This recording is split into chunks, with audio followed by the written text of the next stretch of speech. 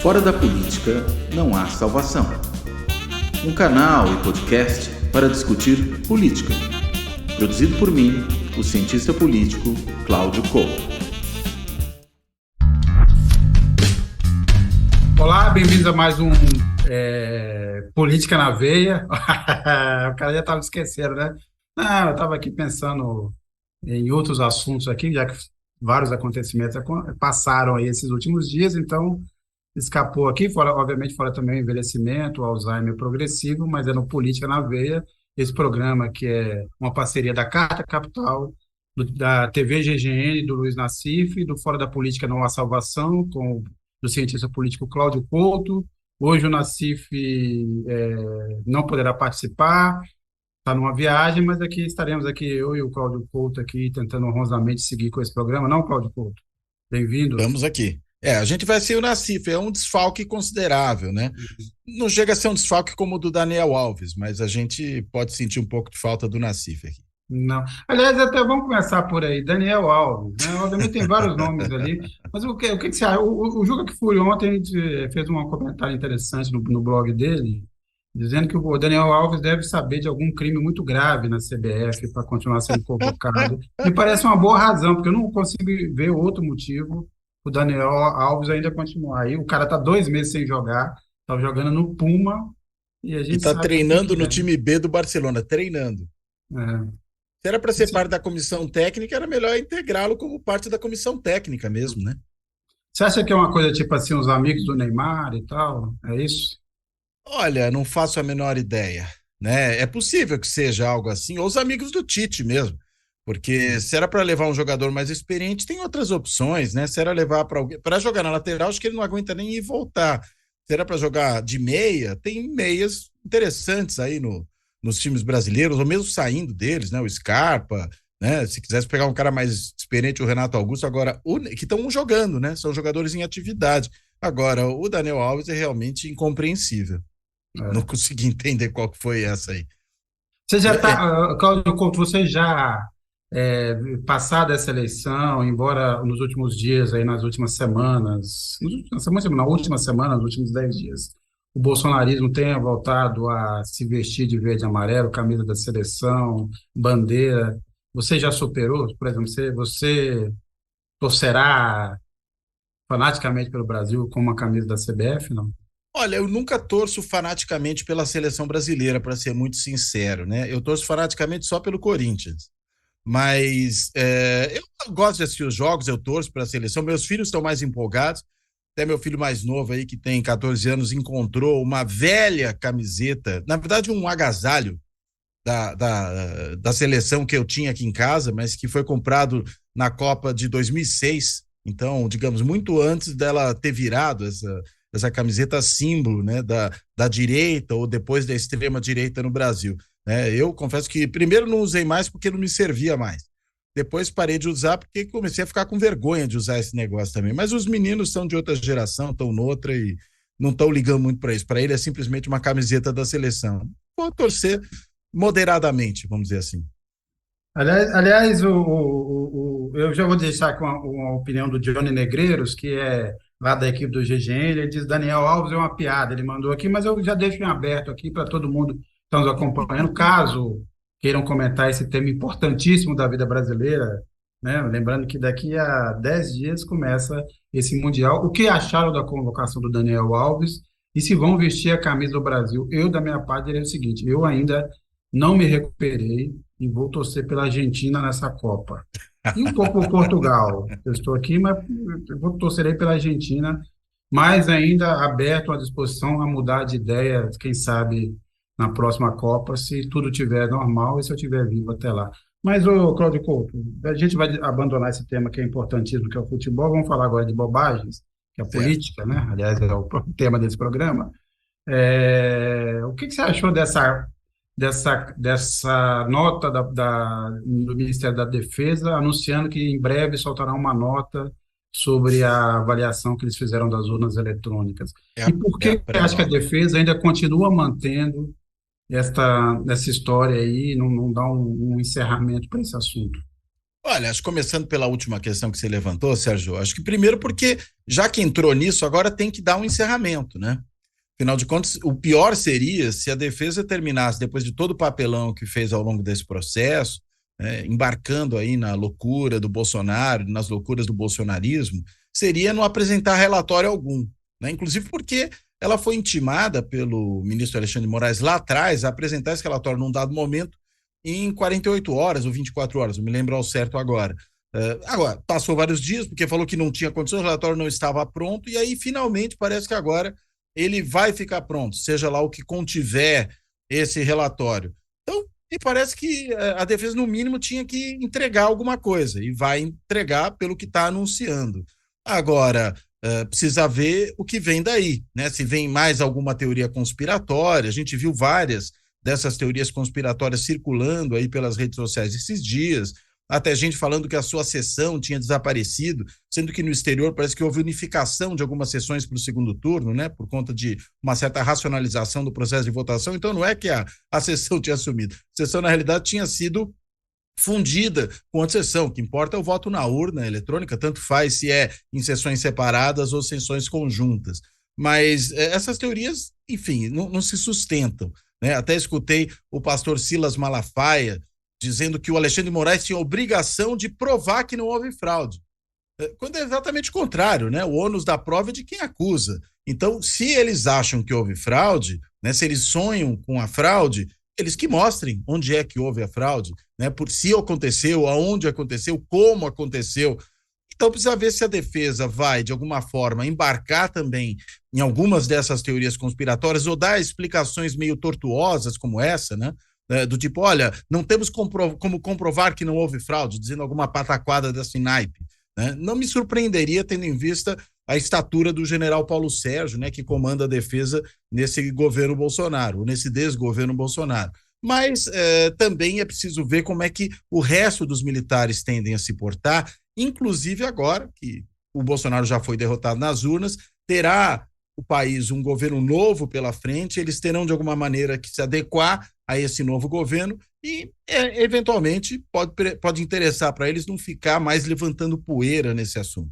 Então, eu acho bem possível que os militares simplesmente apresentem uma nota bem lacônica, alguma coisa dizendo que investigaram, que está tudo certo, que não repararam em problema algum. Tudo é possível.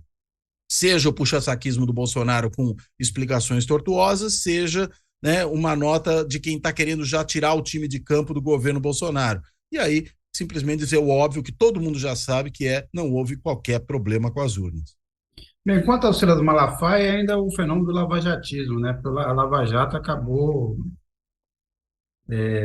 invertendo essa história. Na Lava Jato, a gente sabe muito bem que quem era acusado é que tinha que provar que era inocente, não Exato. o contrário. Então ficou um pouco desse padrão. E a gente teve uma das fake news, das invenções, é que não teria tido voto, não foi contabilizado voto na Argentina, né? Esse foi, como também se tivesse contabilizado os votos da Argentina, fosse fazer grande diferença no resultado final. Mas essa é uma das fake news que circulou, a gente viu essa semana os movimentos acabaram de ver, agora tem um ou outro na porta dos quartéis aí, mas E tudo alguns violentos, né? A gente viu é, cenas de violência contra a Polícia Rodoviária Federal em Santa Catarina e no Pará nessa semana.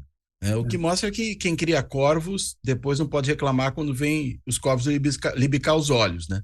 Porque a Polícia Rodoviária Federal funcionou aí como tropa de assalto do bolsonarismo em várias situações, atuou inclusive para atrapalhar o processo eleitoral no segundo turno. E aí agora, quando finalmente, depois de muito tempo, ela vai lá cumprir o que é o seu dever funcional, que é manter as vias transitáveis e aí desocupar, tirar ali os baderneiros, tirar os golpistas, né? Esses aí do Capitólio Rodoviário das estradas, acaba levando pedrada, até tiro, né? No caso do Pará, houve tiro. Em Santa Catarina foi um pouco mais bufona a situação, jogaram churrasqueira, jogaram outras coisas nos policiais. Mas no Pará foi barra pesada a coisa, inclusive num município ali que é um dos municípios onde Bolsonaro teve proporcionalmente mais votos no país, né? É um lugar onde há muito garimpo ilegal, e isso eu entendo que explica boa parte da adesão ao bolsonarismo naquele lugar e, consequentemente, da defesa de um golpe que o mantenha no poder, mas a Polícia Rodoviária foi posta para correr. ali no Pará mostra o ímpeto violento aí desses apoiadores do bolsonarismo. Quando não são violentos de forma direta, né, eles são violentos pelo que pedem, né, estão pedindo golpe de Estado. E aí a gente foi obrigado a ver, nessa semana, uma decisão completamente teratológica, para usar o termo do pessoal do direito, eu chamaria aqui de escalafobética, do ministro André Mendonça, né, que disse o seguinte, que são manifestações pacíficas, então não há nenhum problema, é mera manifestação de preferências políticas. Veja, não existe manifestação pacífica nem incitação ao crime, né? Quem pede golpe de Estado está incitando o crime, inclusive lá na Lei de Defesa do Estado Democrático de Direito, aprovada inclusive recentemente, em substituição lá à famigerada Lei de Segurança Nacional, um dos dispositivos dessa lei deixa muito claro que criar animosidade entre as Forças Armadas e as instituições para que haja uma ruptura institucional, isso é crime, e é isso que os caras estão pedindo. Eles querem que as Forças Armadas intervenham no processo político, querem desalojar o STF da sua posição, querem produzir uma ruptura institucional, interferir nos poderes para violar o resultado da eleição, e fazem isso abertamente. E aí vem o ministro bolsonarista, né, o André Mendonça, e diz que não há violência ali. Pode não haver violência física imediata, mas a incitação ao crime. Quer dizer que se a gente sair por aí preconizando o extermínio de minorias, tal, não, é só manifestação de opinião. Os nazistas lá de Santa Catarina, que cantaram o hino fazendo o Sieg Heil, eles também estão só manifestando a sua opinião, né? É essa a lógica do bolsonarismo, né? Estão tentando livrar a cara do seu chefe, dos seus apoiadores nesse momento, assim como, me permita emendar um assunto no outro, Sérgio, a gente teve também essa posição igualmente teratológica, maluca, né, da Procuradora-Geral da República, né, da Lindora Araújo, a subprocuradora, que é o braço direito ali do Augusto Aras, e que também tentou livrar o presidente, vários dos seus familiares e dos seus auxiliares dos crimes que lhes foram imputados na CPI da pandemia, né? Sendo que a gente sabe que são crimes explícitos.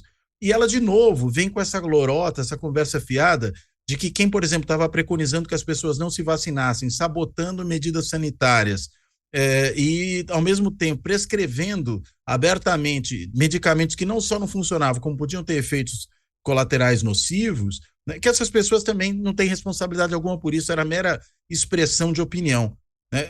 O bolsonarismo tem esse péssimo costume, né, de transformar em livre manifestação de opinião, em liberdade de expressão, a incitação ao crime, a propagação de notícias falsas com potencial de dano para as pessoas, o desacreditamento das instituições do Estado Democrático, sejam as instituições eleitorais, sejam as demais instituições que funcionam do Estado Democrático de Direito, e aí vão montando essa blindagem com seus operadores do direito, seja no Ministério Público, seja no Supremo Tribunal Federal. É esse o cenário que a gente está vendo. Então, eu diria que esse Capitólio Rodoviário é só mais um desses capítulos. Ele compõe, né, todo esse teatro do absurdo aí que a gente está vivendo no país. Lembrando, né, Cláudio Couto, que o ministro Alexandre de Moraes já deixou claro, e deixou claro hoje novamente, que não vai trancar, paralisar as ações, várias das ações em curso contra o Bolsonaro e o bolsonarismo, ou seja, aquele inquérito das fake news, o inquérito contra as tentativas de antidemocráticas, todas continuarão rodando, e a expectativa a gente vai falar disso daqui a pouco, queria até te perguntar, se você acha que a perspectiva passado um tempo também, depois de uma substituição do Augusto Aras, se esses processos também da CPI da Covid poderão ser recuperados. Já há várias ações, vários pedidos de partidos políticos para que as provas e tudo que foi, os indícios, tudo que foi reunido durante a CPI da Covid, que volte a ser analisado nos processos. Obviamente, quem tem esse poder a decisão e o poder de processar é a Procuradoria-Geral da República, mas se imagina que daqui a um tempo, daqui a um ano e pouco, você vai ter uma mudança no comando da PGR e esses casos poderão ser retomados. Mas eu queria, antes de tudo, antes da gente entrar nesse assunto, ler alguns comentários. A Rosa Silveira: eu não vou torcer para ninguém.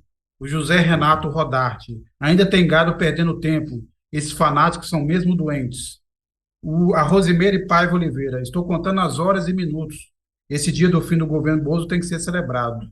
E o Mário, um bolsonarista aqui nos honrando com a sua presença: Bolsonaro elegeu um monte de gente, ele é muito relevante. qualquer pisada de bola do novo governo e o jogo vira.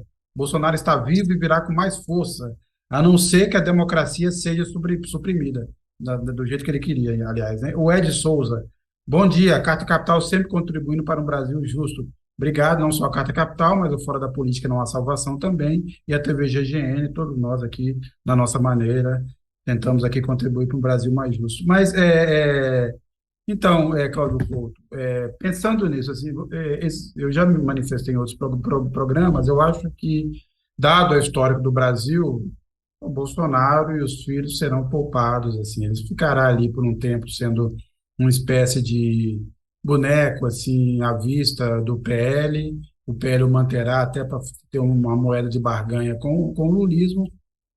Se o governo Lula der certo, ele vai acabar sendo abandonado, mas eu, particularmente, não acredito que, em relação ao Bolsonaro e aos filhos, terá um grande avanço nas investigações a ponto deles pagarem isso ou responderem na justiça, como, por exemplo, está prestes a acontecer com o Trump, né? O Trump está muito próximo ali de ir parar no banco dos réus, seja pelas fraudes fiscais, seja por crimes cometidos ali no episódio do Capitólio, a incitação que ele fez daquela invasão. Mas, obviamente, eu sei que vocês discordam. Eu queria voltar a esse ponto, porque são várias perguntas aqui. Você citou esse ponto também. É o seguinte: você acredita que, no momento em que o governo Lula trocar a chefia da Procuradoria-Geral da República, tende, se bem que também alguns casos Bolsonaro irão para a primeira instância, Sim. mas outros bolsonaristas ainda terão foro privilegiado. Você acha que tende a andar esses processos, ou a gente deve imaginar que, como em outros momentos, a gente vai experimentar uma espécie de lei de anistia geral e restrita? Olha, eu tenho receio, sim, da tentativa desse Congresso de aprovar uma lei de anistia, né? Acho que isso aí, pela posição que o Lira teve ao longo desse governo todo, né, pela cumplicidade dele com o bolsonarismo, eu não me surpreenderia que ele liderasse aí a votação de algum tipo de anistia para os Bolsonaro de um modo geral, né? Sejam a família Bolsonaro, sejam aqueles, digamos, da família estendida, né? Os auxiliares, os que trabalharam com ele no governo e cometeram vários crimes. Eu acho que isso pode acontecer, mas não sei, eu não acho também que é o cenário mais provável isso. Acho que do ponto de vista do Aras, o problema ele vai até o segundo semestre, né? Se não me engano, vai até setembro o mandato dele. E aí, consequentemente, enquanto não houver um novo Procurador-Geral da República com um mínimo de independência, vai ser muito difícil que essas coisas andem para aqueles que têm foro especial, né? Os deputados, por exemplo, senadores que têm esse tipo de proteção. O Bolsonaro fica na chuva, ele pessoalmente, né? E aí volta, claro, para a primeira instância, mas outros ainda podem se guarnecer. E aí, até se a gente está pensando num período tão longo, né? Estamos falando de alguma coisa como 8, 9 meses, ainda com Aras na Procuradoria-Geral da República no próximo governo, a única forma de algumas dessas coisas andarem é o Aras mostrar que, mais do que bolsonarista, ele é oportunista. E aí, consequentemente, ele vira a casaca e começa a atacar aqueles que o alimentaram durante esse período e que, de alguma forma, o protegeram também e foram protegidos por ele durante esse período. Mas eu não sei, eu sou cético quanto a isso. Acho que o Aras, ele é mais do que apenas oportunista, né? Ele é também um sujeito que tem afinidades com esse grupo que está aí. No caso da Lindora Araújo, isso é nítido. Alguns dos que ele nomeou, inclusive para compor ali a sua assessoria direta, também tem esse tipo de posicionamento. Então, dele eu realmente não espero nada. Acho que o perigo para o Bolsonaro maior está mesmo nos processos descerem para a primeira instância e aí ele ter que responder pelos seus atos nesse âmbito. E aí, se não houver anistia, o que eu também hoje não acho que é o mais provável, mas não descarto por inteiro, aí eu acho que ele está em maus lençóis, sim. E não me surpreenderá se ele picar a mula, né? Se ele for para fora do país, se ele tentar se esconder em algum desses lugares aí que não tem acordo de extradição com o Brasil, que ao mesmo tempo não tem participação no Tribunal Penal Internacional, vamos ver. Um deles, né, que ele poderia tentar, que é ali nos Emirados Árabes, já ficou claro que a coisa não é bem assim, né? Aquele sujeito lá, o Brenan, Thiago Brenan, que tem ali uma folha corrida imensa, foi preso lá, né, já foi solto sob fiança e pode vir a ser extraditado para o Brasil, ou seja, pelo jeito ali não é tão seguro A não ser, claro, que ele consiga, em algum desses lugares, alguma coisa como um asilo político, alegue que é perseguido e procure asilo. Mas, caso contrário, eu não vou ficar surpreso, não, se ele resolver cair fora do país para tentar se proteger. O Cacá atualizou aqui algumas informações sobre bloqueios nas estradas. Por exemplo, no Paraná, a BR-373 está obstruída, na altura de Prudentópolis. Em Mato Grosso, há pontos de bloqueio em Água Boa e Nova Santa Helena. Em Rondônia, tem 5 pontos de interdição parcial. Santa Catarina não tem. Aqui teve uma discussão aqui sobre Santa Catarina fascista, Bernadette Freitas. Só para deixar bem claro, nem todo catarinense é bolsonarista. Tanto aqui que o Lula teve, em média, 40% dos votos. Não generalizem, por favor. Mas foi, Bernadette, só corrigindo, foram 30% dos votos, o que também 30% dos catarinenses deixaram claro aí sua oposição a esse sentimento aí fascistoide que dominou aí um pouco. É que Santa Catarina, esses dias, Bernadette, acabou virando um símbolo de todo esse movimento aí da recusa do bolsonarismo em aceitar o resultado das urnas. Então, acabou assim um tanto quanto simbólico por conta disso. Agora, Cláudio Couto, quer dizer, falando um pouco agora do processo de transição, quer dizer, aparentemente aconteceu, ou está acontecendo o que você imaginava, a caravana vai passando, né?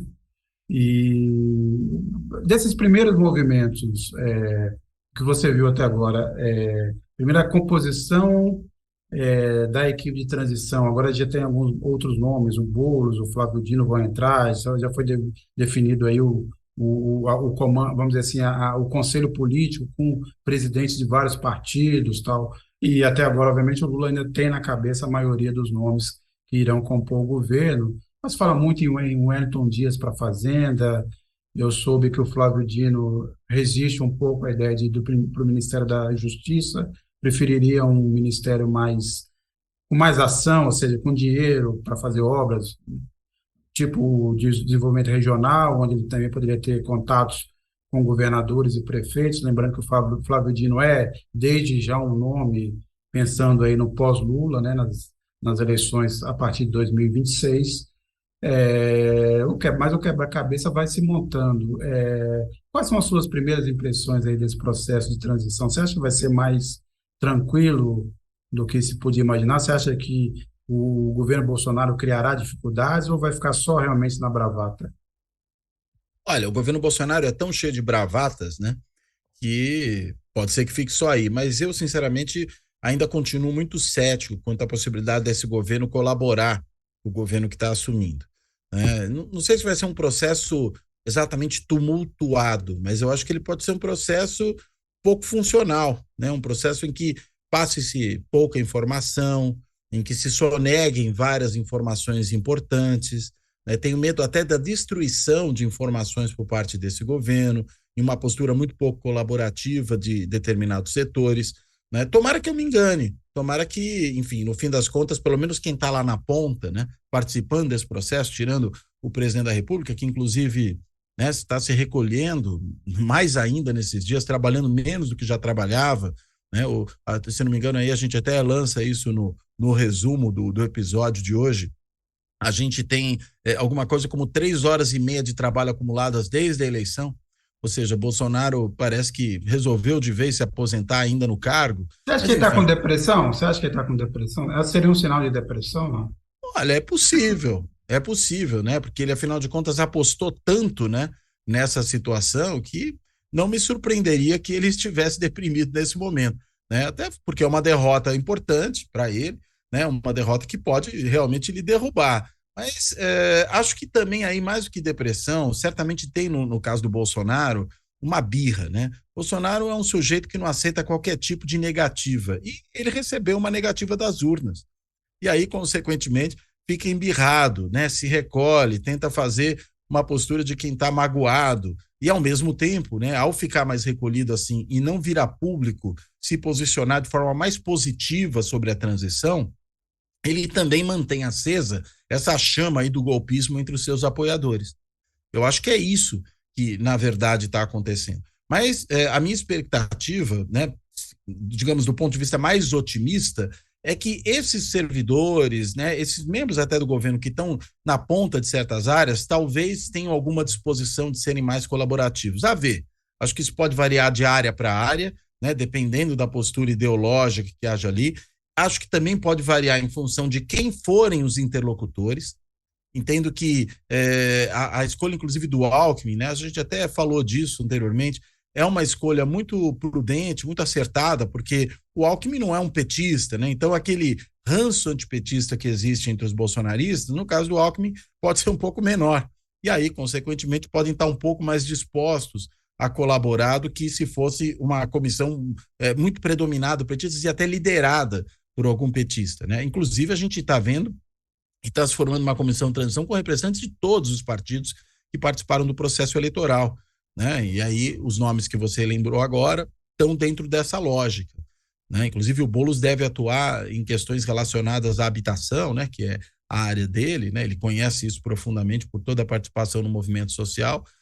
Então eu acho que na realidade estão se fazendo progressos. Agora, em que grau, só o pessoal que está participando da transição vai poder dizer. E não sei se eles quererão dizer antes da posse, né? Pode ser até que digam, se perceberem que a dificuldade é tanta, que é melhor expor a situação. Mas a depender de como for, talvez algumas coisas eles deixem para contar só depois da posse, até para não azedar o clima com aqueles com os quais estão se relacionando. Mas eu, sinceramente, continuo muito, muito pessimista. Por quê? Porque esse é um governo com nenhum sentido republicano, né? Um governo também com nenhuma percepção democrática. É um governo de gente ensimesmada, né? Gente intolerante. E aí, aceitar a derrota, assim como o Bolsonaro não aceita e fica de pirraça, né? Também pode não ser muito fácil para muitos desses que ali estão nos cargos. Um ponto a ressaltar, né, Cláudio Couto, que diferentemente de quando o Bolsonaro chegou ao poder, o Bolsonaro chegou com uma turma de neófitos, né? Ministro da Fazenda, uma equipe da Fazenda que não tinham a mínima noção do que é orçamento, do que é Estado, do que é gestão pública. Né, o Paulo Guedes era um operador do mercado financeiro, né, que estudou, fez lá o doutorado ainda na época quando o neoliberalismo, a ideia de Chicago, ainda eram dominantes. Isso aconteceu em várias áreas, é diferente dessa vez, não só pelos nomes petistas de longa experiência na gestão pública, como também os nomes que o Alckmin está trazendo, o Floriano Pesaro, outros que devem se entregar, gente que passou pela máquina do governo, que conhece esses economistas tucanos que talvez se juntem à equipe, André Lara Rezende, Pécio Arida, todos tiveram a experiência do poder público, então eles conhecem mais ou menos como funciona, e, por exemplo, vão saber onde é que estão, ou devem pelo menos detectar a maioria das prováveis ou eventuais armadilhas que o bolsonarismo deixar lá.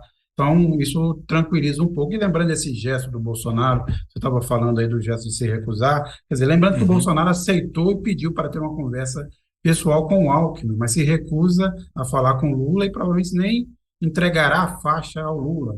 Naquela reunião do Palácio em que ele recebeu o Geraldo Alckmin, estava também lá a Gleisi Hoffmann e o Aloysio Mercadante e o Wellington Dias, e ele não quis receber.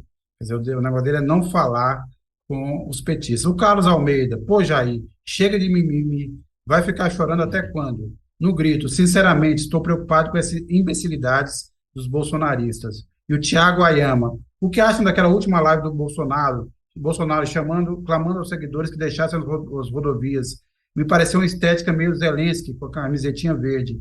Thiago Ayama, eu acho que tinha ali um pouco de Zelensky, né? Mas ele foi obrigado a ser mais explícito, porque naquele discurso que ele fez lá no Palácio, e ele estava sendo muito pressionado por uma parte dos financiadores dele. Lembrando que, vamos voltar um ponto aqui, tem muita gente denunciando isso, reunindo provas. Esse movimento não foi um movimento de caminhoneiros, foi um movimento de parte do agronegócio, quem bancou isso aí, e alguns empresários do varejo. Vamos lembrar, por exemplo, que tem uma cena do Luciano Hang, que foi até um posto de gasolina em Santa Catarina, na estrada, para incentivar lá os bolsonaristas a interromperem. Tinha guindaste, tinha banheiro químico, tinha comida pronta. Obviamente foi organizado de outra forma. Mais uma parte do agronegócio, né? Exportador, ficou insatisfeito, porque tem carga parada na estrada, o país sob o risco, já no momento da economia, onde a retomada já entrou num ritmo mais lento, porque aquele efeito inicial dos R$ 600, que levou um impulso ali entre o primeiro e o segundo trimestre, começou a cair como era imaginado. Então, uma paralisação mais longa das estradas poderia até levar a uma queda maior da economia, bobear até uma queda no trimestre. Então, isso tudo preocupou. O Bolsonaro se recusou, fez aquele discurso pífio e depois foi obrigado a fazer na live aquele chamado. Embora a gente veja na cara dele que não acredita nem gostaria de falar aquilo. Falou a contragosto. E parte do movimento também dos bolsonaristas na rua agora dizem, não dependemos mais do Bolsonaro, esqueçam o Bolsonaro, tiraram a camisa, tiraram o 22, esconderam o Bolsonaro, em nome de um suposto defesa patriótica contra o resultado das urnas. Mas o fato é que isso vai se arrefecendo, daqui a pouco teremos aí talvez alguns poucos acampados em frente aos quartéis. Esse movimento vai continuar ali presente, mas não com a força que a gente viu essa semana. Agora, Cláudio Couto, um ponto aqui importante. A gente estava falando do Augusto Aras. Você acha que o PT aprendeu com a Lava Jato e o lavajatismo? A gente espera que na escolha, por exemplo, do Ministério Público, da Polícia Federal, dos novos ministros do Supremo, ele pense de uma forma em que, obviamente, as corporações têm autonomia, mas que elas não virem um instrumento contra o poder eleito. Você acha que ficou mais claro? Ou aquela ideia de abraçar o republicanismo da forma como eles fizeram pode voltar a ser uma armadilha para um governo de esquerda, um governo progressista? Olha, pelas declarações que o Lula deu, inclusive antes da eleição, né, a gente pode se lembrar, por exemplo, da entrevista dele ao Jornal Nacional, quando ele foi questionado exatamente sobre isso, né? Se ele tinha o compromisso de indicar o primeiro da lista tríplice do Ministério Público. A gente sabe que é uma lista que não é oficial, é uma lista feita pela Associação dos Procuradores da República, e ela pode ou não ser acatada pelos presidentes, né? Ele optou por acatar durante todo o seu mandato, também a Dilma acatou durante todo o seu mandato, né? O mesmo Temer, quando chega depois, ele vai indicar quem? A segunda da lista, né? Vai indicar a Raquel Dodge. É uma possibilidade. Se a lista tríplice, você pode escolher qualquer um dos três, né? Lista tríplice não te obriga a escolher o primeiro, senão não precisava ser tríplice, né? Então, acho que isso é uma questão. Mas se mostrou, no caso aí dos governos petistas, uma situação muito complicada isso. Por quê? Porque a gente teve figuras como Janot, que se imbuíram aí de um projeto político e acabaram transformando o seu projeto político num instrumento de ação dentro do Ministério Público, ou seja, sobrerrestando o que seria a função da justiça e o que seria o próprio papel do Ministério Público. No caso da Lava Jato, a coisa é ainda pior, né? Porque no caso da Lava Jato, que a gente viu, foi um juiz se mancomunando com a acusação. Então, isso não tem. É inacreditável, né? Que você tenha um juiz que se mancomune com uma das partes do processo. Mas, enfim, eu acho que houve sim um aprendizado, né? O Lula disse que quer deixar uma pulga atrás da orelha, que ainda não ia definir o método. Pelo que ele sinalizou ali, eu tenho a impressão de que o que ele deve vir a fazer é estabelecer algum tipo de diálogo com o Ministério Público Federal para tentar encontrar um ponto em comum, um meio termo aí entre essas coisas. É claro que tem um Augusto Aras, né, tem um poste na Procuradoria-Geral da República, como o denomina o professor Conrado Ubner Mendes, é uma tragédia, né? É uma tragédia para o país. Você tem um procurador-geral que não tem nenhuma autonomia, que não toma nenhuma providência, sempre que isso é do interesse do governo. Agora, por outro lado, também não pode ter um indivíduo irresponsável à frente do Ministério Público, né? Um indivíduo que, na realidade, transforme aquilo numa máquina de guerra contra o governo ao qual ele eventualmente se oponha, né? Isso também é muito danoso. Então, não pode ficar nem num extremo, nem no outro extremo. É preciso encontrar uma solução mais equilibrada, né? Inclusive que faça com que o PGR seja mais responsabilizado, né? Por omissão, como é o caso agora, né? É inacreditável essa omissão e, ao mesmo tempo, nada acontece, não há nenhum tipo de consequência, eventualmente equilibrando mais esse poder dentro do próprio Ministério Público, por exemplo, com a participação do Conselho do Ministério Público e não apenas o procurador agindo de forma completamente autônoma, né? Sem ter que dar satisfação a ninguém. Eu acho que isso já seria uma melhoria institucional. Em suma, é preciso pensar soluções institucionais para resolver esse problema, porque é um problema de desenho institucional aí, nesse caso, muito claramente. Claro que também é um problema das pessoas que você coloca lá, mas justamente em função das pessoas, às vezes, não cumprirem aquilo que se espera delas, é que o desenho institucional tem que ser bem feito, porque aí ele tem a possibilidade de corrigir eventuais situações ruins advindas do comportamento dos ocupantes dos cargos, né? Então, acho que o Lula, espero eu, caminhe nessa direção. É bom lembrar que no primeiro mandato do Lula, ele arquitetou toda aquela reforma do sistema de justiça, né? A reforma do judiciário, como ficou conhecido, mas se a gente olhar bem, não é só do judiciário, né? É de todo o sistema de justiça, afetou também o Ministério Público, se criou lá o Conselho Nacional do Ministério Público, assim como tinha se criado também o Conselho Nacional de Justiça, enfim, tudo isso está no bojo daquela reforma. É possível que a gente tenha uma nova etapa desse processo. Agora, é claro que isso tem que ser feito de forma dialogada com o próprio Ministério Público, inclusive para não parecer que o que está se pretendendo é mutilar o Ministério Público, tirar suas funções. Uma das questões importantes que advém da Constituição de 88 é justamente essa independência, é o Ministério Público ter um papel praticamente de um quarto poder. Agora, ele não pode ser um quarto poder totalmente irresponsável, ainda mais se entregue nas mãos de alguém como Augusto Aras, por exemplo, que faz o Geraldo Brindeiro, lá de trás, parecer um indivíduo diligente. Tamanha a disfarçatez do Augusto Aras, tamanha a disfarçatez, inclusive, dos argumentos que eles usam. Sugiro que as pessoas deem uma olhada, nem precisa ler o processo inteiro, mas dê uma olhada no noticiário, né, que saiu ontem e que traz ali trechos da argumentação da Lindora Araújo sobre o porquê não seguir adiante com o processo referente à pandemia. É vergonhoso, dá constrangimento em quem lê. Tamanha a disfarçatez que há ali. Então, não pode ser isso, mas também não pode ser um cara, inclusive, que pensou em entrar no Supremo para dar tiro no ministro, né? O Janot, né, dizia que quase entrou no Supremo para meter bala no Gilmar Mendes. Isso também é uma loucura. Então, não pode ser nem um polo, nem pode ser o outro. O Volney Lima, lá do GGN. Senhor Couto, essa atitude genocida é senha para as ações golpistas que estão ocorrendo. Ana de Fátima Ribeiro, boa tarde, cadê o povo do golpe? A Tatiana Nascimento, e aí, como foi a greve geral pro-Bozo por aí? Acho que não aconteceu nada. Que greve geral? Acho que não foi geral, né? Não foi nem geral, não foi geral. O Luciano Hang fechou as lojas dele? É uma boa pergunta, porque era uma promessa do Luciano Hang de que se o Lula ganhasse, ele ia fechar suas lojas e sair do Brasil. A gente está esperando agora. Se ele fechar a loja, obviamente, a gente espera que ele leve aquelas estátuas horrendas, aquelas miniaturas da Estátua da Liberdade que tem em frente às lojas, né? Ele leve com ele e enfeite lá a casa, provavelmente Miami ou Dubai, né? Que são os destinos preferidos dessa turma. Agora, a gente falou um pouco dessa corporação, falou desses primeiros movimentos do Lula. Agora, a gente começou aí a COP27 no Egito. O Lula irá participar, não sei se nos próximos dias ele viajará para lá, a convite de algumas ONGs, também daquele grupo dos governadores da Amazônia, vai se expor lá. Mas ontem a gente teve uma declaração que eu acho que muito emblemática do que diz da posição de como o mundo está olhando essa eleição do Brasil, que foi a declaração do Al Gore, lembrando que o Al Gore foi vice-presidente do Clinton, se tornou um dos grandes nomes nos Estados Unidos da defesa do meio ambiente, está nessa luta aí desde que deixou o cargo de vice-presidente, e ele fez essa declaração que com Lula o mundo espera que a Amazônia deixe de ser destruída. Outros têm manifestado muita,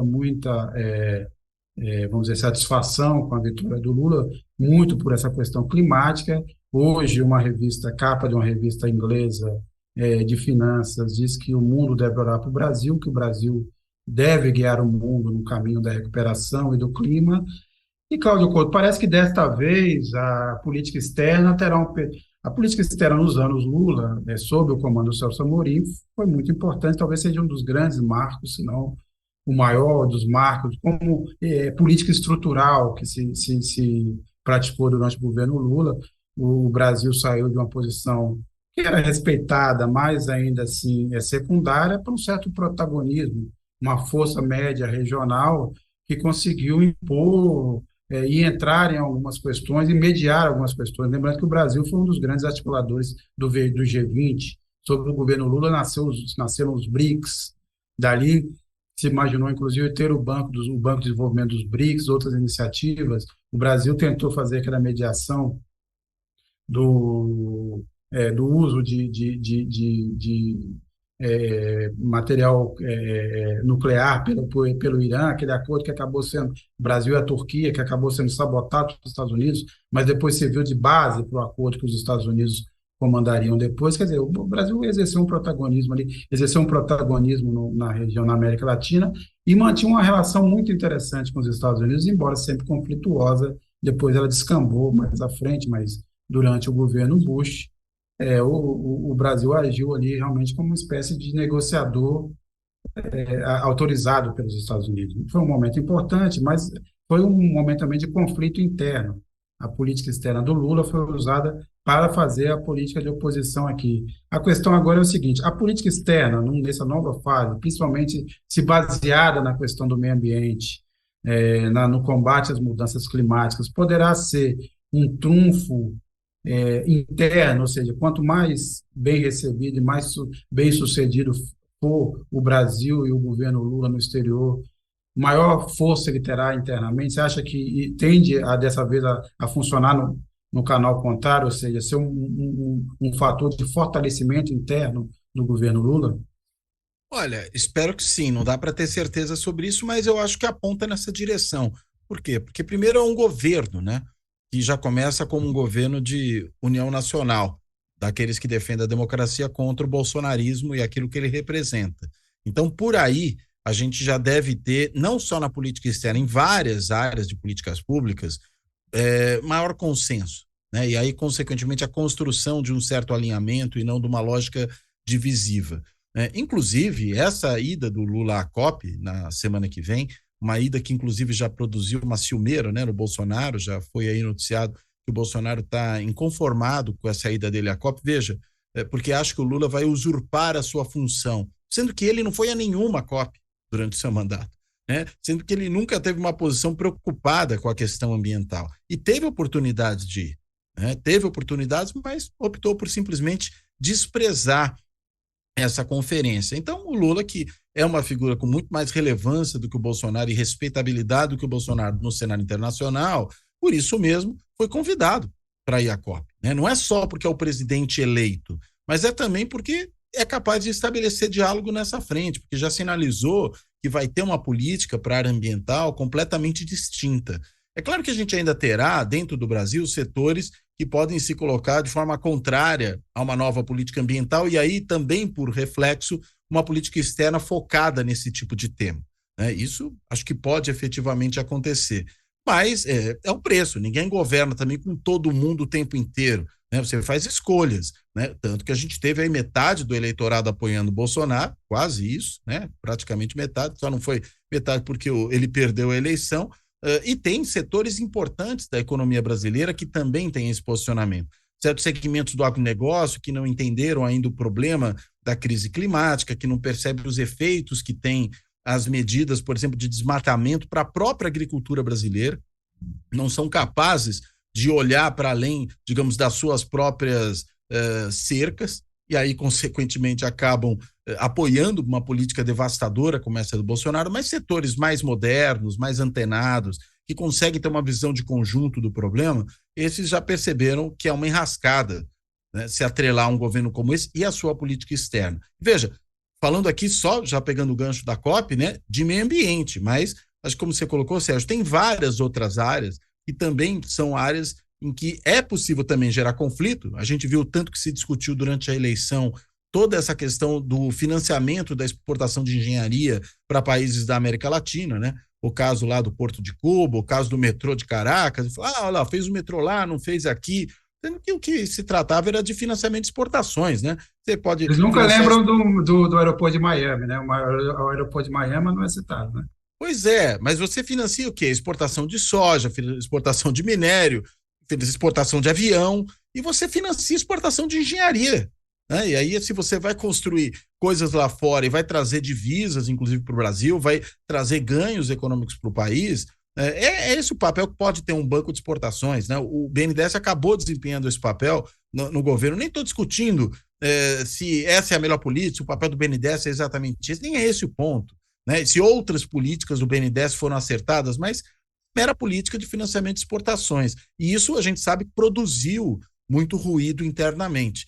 Acho que o governo, enfim, vai ter que lidar com esse tipo de situação novamente. Até porque deve voltar a haver aquela política, na definição, né, do Celso Amorim, né, ativa e altiva, né? Uma política, primeiro, que defenda os interesses do país, que não se coloque em posição de subordinação, também não se coloque em posição de subordinar, por exemplo, países menores da região aos interesses brasileiros, não se trata disso, mas se trata de uma política que produz diálogo, que gera interação com vários países. Daí a respeitabilidade do Lula no cenário internacional, algo que o Bolsonaro tem no sentido negativo, né?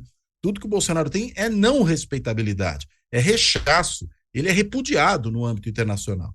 Então, eu acho que isso pode produzir uma mudança importante e na medida que se perceber que o Brasil volta a ser um ator importante nesse cenário e volta a ter respeitabilidade, volta a influir em rumos importantes de discussões multilaterais e mesmo em acordos importantes firmados com parceiros do Brasil, aí eu acredito que, na realidade, isso pode produzir efeitos internos importantes.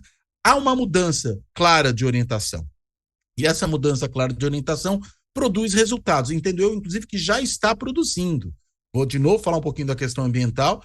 O caso do Fundo para a Amazônia, lá financiado pela Noruega. Antes mesmo do Lula assumir, o governo da Noruega já anunciou que vai voltar a destinar recursos para esse fundo. Então, isso dá mostras. O Al Gore, né, que apareceu agora há pouco aí no vídeo, ele fez um discurso em que ele fala que o Brasil optou por preservar o meio ambiente, né, na eleição. Ele não dá os nomes, não fala do Lula, não fala do Bolsonaro, mas deixou claro, ele falou há uns dias, o Brasil optou por combater as mudanças climáticas. Está claro do que ele está falando. Está falando da gente abandonar o obscurantismo ambiental do bolsonarismo. Se fosse só ambiental, não era tão ruim, mas é também ambiental.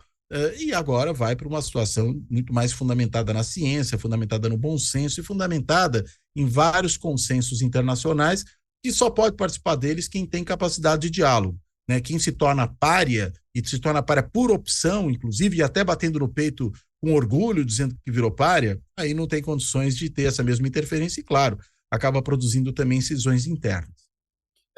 Primeiro, um ponto importante o bolsonarismo não entendeu, ou se entendeu, não quis entender, que o grande valor, a grande moeda do Brasil nas negociações internacionais é a Amazônia. Quer dizer, ter essa extensão da Amazônia sob seu controle dá uma dimensão ainda maior que o Brasil já teria pelo seu tamanho, pela sua população, mas isso é um fator interessante. E saber usar isso a seu favor é uma vantagem. Segundo, lembrando que toda essa história ideológica da discussão da política externa começou com o PSDB, que sabia sabia muito bem o que estava fazendo, porque não há exportação melhor para um país, um financiamento melhor do que a exportação de serviços.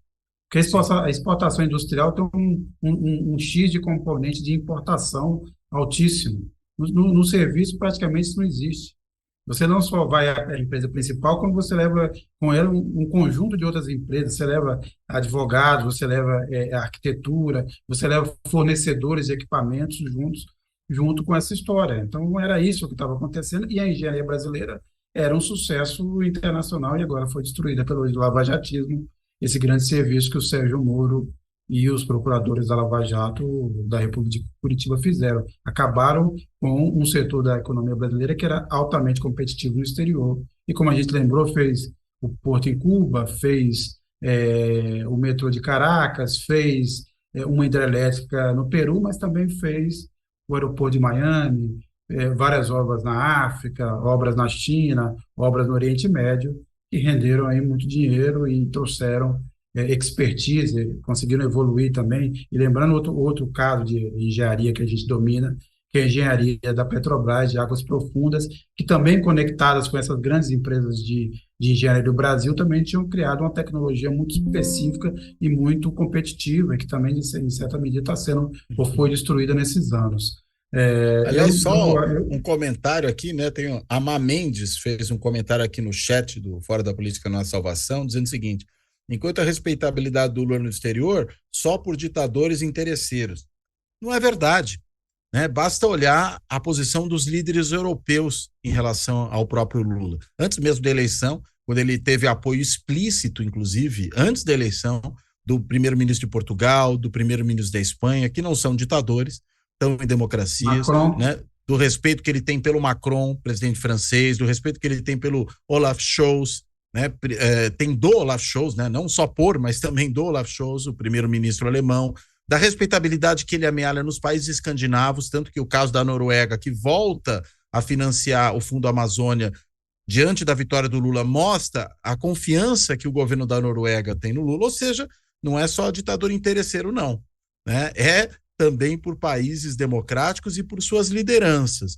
E isso vai se refletir no próximo governo, né? Eu sei que quem não gosta do Lula fica falando esse tipo de bobagem, mas, na realidade, a gente tem que olhar os fatos, né? E os fatos, eles mostram isso.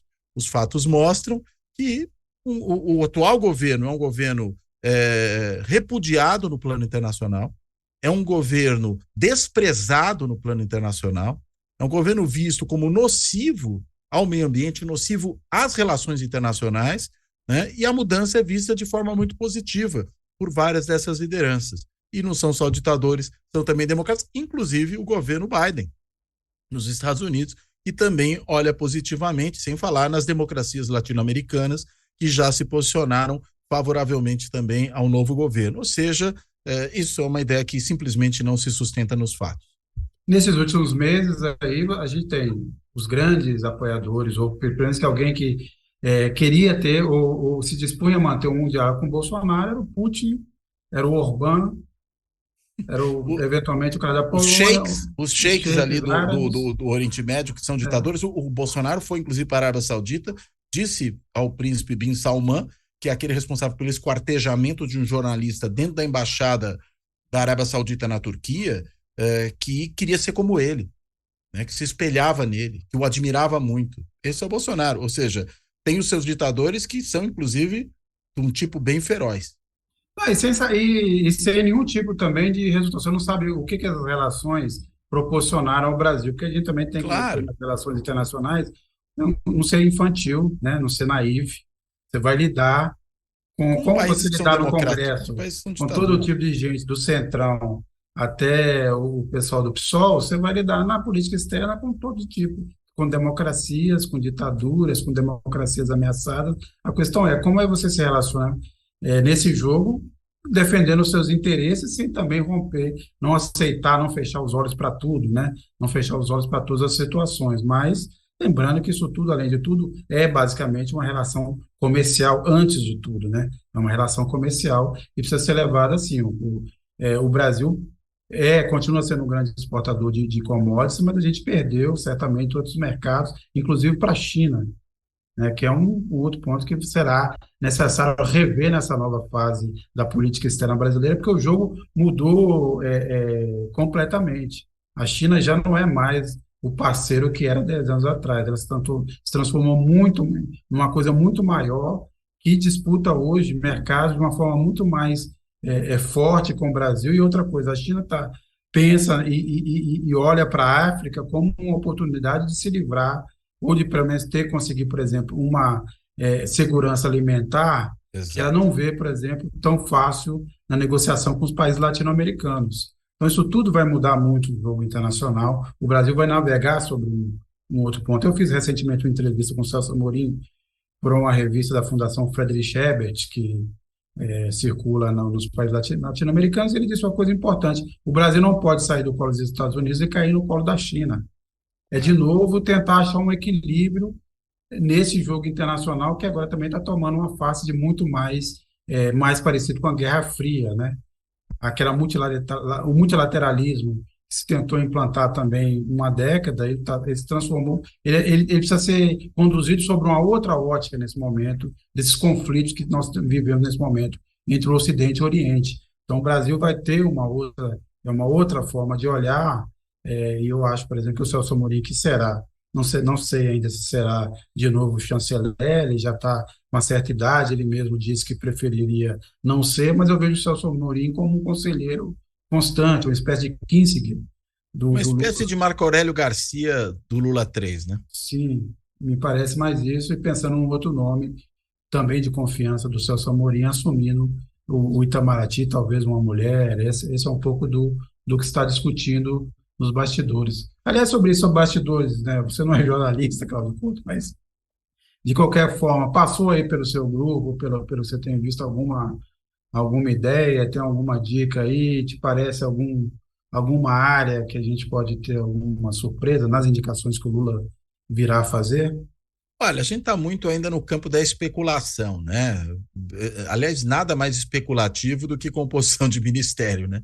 Vira bolsa de apostas, aí dá até para fazer bolão, né? A gente tem o bolão da Copa, acho que dá para fazer o bolão do Ministério do Lula também, escolhendo aí ministros, respectivas pastas. A gente não sabe nem quais pastas ministeriais ainda haverá, né? Porque haverá recriação de algumas delas, tudo indica, né? Pelo que já foi dito, que Fazenda e Planejamento devem produzir uma divisão hoje no que é esse ministério mastodonte da economia, eventualmente trabalho, né, que é uma área importante para um governo de perfil social-democrata, como é o caso do governo que vem pela frente.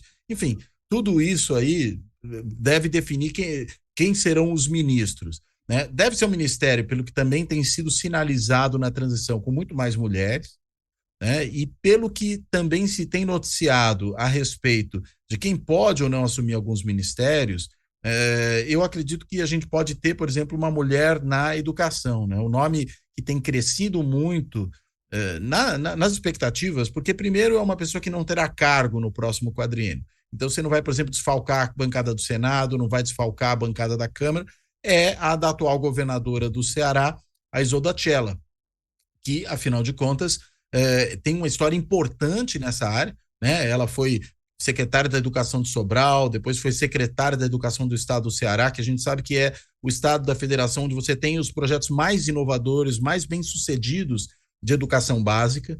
Então, acho que tem uma expertise grande, foi governador agora do estado durante todo esse ano, quase, né? E, portanto, tem também uma capacidade de negociação política que não é desprezível. Acho que tudo isso é importante para quem vier ocupar o Ministério da Educação. Então, esse é um dos nomes, né, que estão surgindo e que eu acho que tem uma chance grande, inclusive, para aumentar a composição de mulheres dentro do Ministério. Né? O Lula não quis assumir aquele compromisso, né, dos 50% num dos debates. Acho que também definir um percentual exato é uma coisa complicada em política, porque você tem um monte de negociações, mas que deve ser um ministério com mais mulheres do que historicamente se verificou, inclusive nos governos petistas. Isso me parece que é uma sinalização que está sendo dada.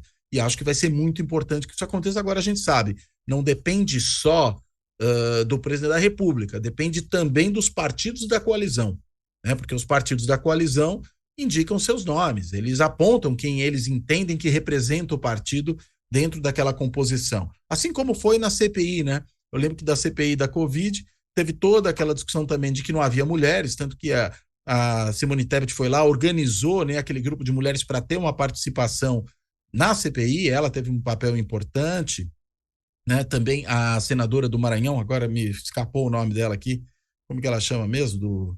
Do O Cidadania. PCdoB? Não, do Cidadania.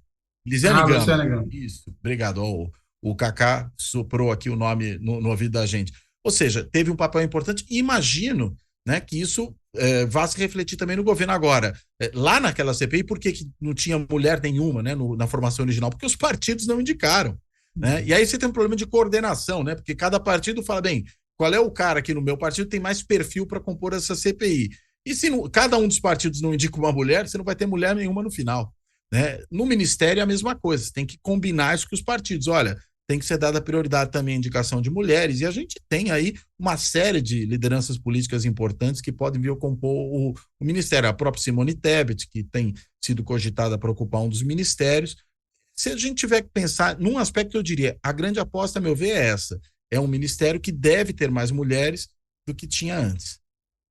Sim, e lembrando também que o Lula, só com esses partidos da coalizão, não será suficiente. Ele precisará de atrair outros partidos, que ele precisa de pelo menos mais 240 deputados, além da base que ele tem atualmente, para poder ter uma maioria que lhe dê conforto para governar, não só para passar projetos, mas para impedir qualquer tentativa ali de pressão ou ameaças de impeachment. Eu acho que o Lula precisa tomar, na verdade, e eu espero que o PT, o Lula, o governo vencedor tenha na mente o seguinte: ele não lugares onde ele não pode errar em quase nenhum lugar, mas lugares que ele realmente está proibido de errar. Petrobras, os bancos públicos, a Caixa Econômica e o Banco do Brasil, o BNDES. se ele quiser ter, inclusive, instrumentos para a recuperação da economia. E isso aí são áreas em que, obviamente, você tem que contar alguns ministérios específicos, mas pensando em postos importantes, e principalmente a Petrobras, que vai ser um lugar muito complicado, primeiro porque nesses últimos anos a Petrobras foi desmontada na sua estrutura, era uma empresa hoje muito mais frágil, com muito menos capacidade de intervenção na economia do que teve antes, e depois de tudo que aconteceu também tem uma pressão maior dos acionistas para que se mantenha as políticas. Vai ser uma disputa muito, muito feroz, e é onde precisa achar alguém com capacidade de renegociar os padrões para que a Petrobras, ao mesmo tempo, atenda o seu papel público, mas também não desguarneça esse ponto que já começou há muito tempo, começou no governo Fernando Henrique, foi reforçado no governo Lula, que é ter uma parte do capital privado. Isso ou você reestatiza a empresa totalmente, que seria impossível, dado a montante de dinheiro que você teria que aplicar, ou você consegue lidar com esses dois componentes. É uma empresa estatal, com uma função importantíssima para a recuperação, para a economia brasileira, para a sua recuperação, mas, ao mesmo tempo, é uma empresa com uma grande parte do capital aberto em bolsa, capital privado, portanto, que deve seguir regras para atendimento desse capital, para não ter problemas do ponto de vista financeiro, fiscal ou judicial. Bem, a gente chega aqui ao fim desse programa. Temos muita Deixa eu audiência. só responder mais um chat aqui. Diga. Né? Mais um chat no Fora da Política, numa salvação, que é do José Dalvo Santiago da Cruz. Ele está apontando que a gente está fazendo muita especulação, mas é verdade, Zé Dalvo, você tem razão, porque para algumas coisas não nos resta muito outra opção nesse momento. Né? Essa questão de composição de ministério, claro que a gente faz algumas cogitações ou especulações, se você preferir, com base em cima de informações que estão aparecendo, né? De nomes que têm sido ventilados, isso tem aparecido no noticiário, nomes que têm o perfil e têm proximidade política com o atual governo, não é mero chute, né? Agora, a gente não tem muito como cogitar outras coisas nesse momento, diante justamente desse fechamento da equipe de transição nela própria agora, e que não vai ficar vazando o nome, porque a gente sabe que isso, inclusive, prejudica o próprio processo de transição e pode queimar pessoas.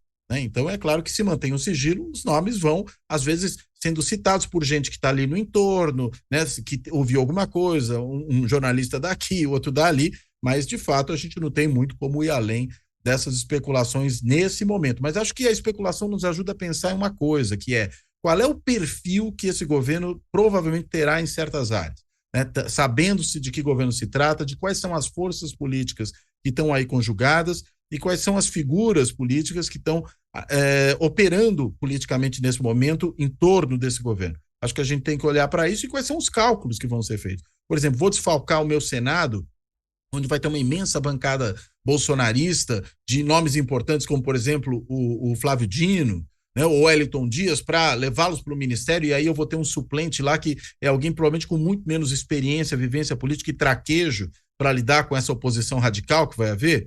São cálculos que precisam ser considerados, e eles nos ajudam a pensar esses cálculos, quais são as prováveis escolhas, né? É essa a ideia. Eu, de qualquer forma, se tivesse alguns trocados, eu ando falido, mas se tivesse, eu apostaria no Wellington Dias como ministro da Fazenda, cercado por uma composição de economistas petistas e tucanos nas secretarias. Isso me parece ser o perfil, neste momento, que vai se desenhando com as informações que eu andei colhendo por aí, mas também ainda estamos no campo da especulação. Acho que esse é o nome que o Lula tem guardado com mais cuidado, né?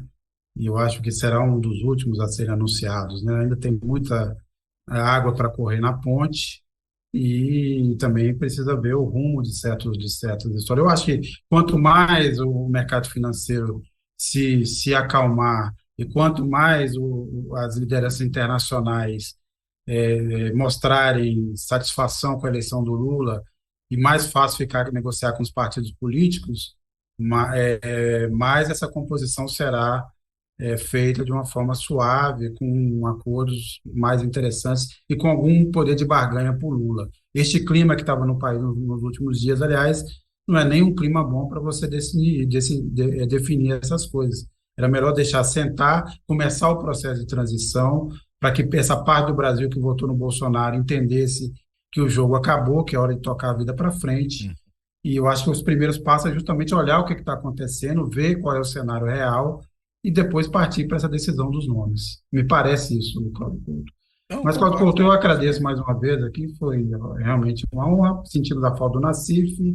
A gente sabe pelas informações, um pouco de especulação, que o Nassif foi para a Bahia, não sei se ele está pegando uma prainha, se foi um compromisso de trabalho, mas eu espero que ele faça os dois, que ele trabalhe e aproveite lá também o sol da Bahia, se tiver sol na Bahia, coma bem, se divirta lá. Então, até a próxima. A quem nos acompanhou, até a próxima, Cláudio Couto. Valeu, até a próxima, Sérgio, até a próxima para todo mundo aí. Um abraço.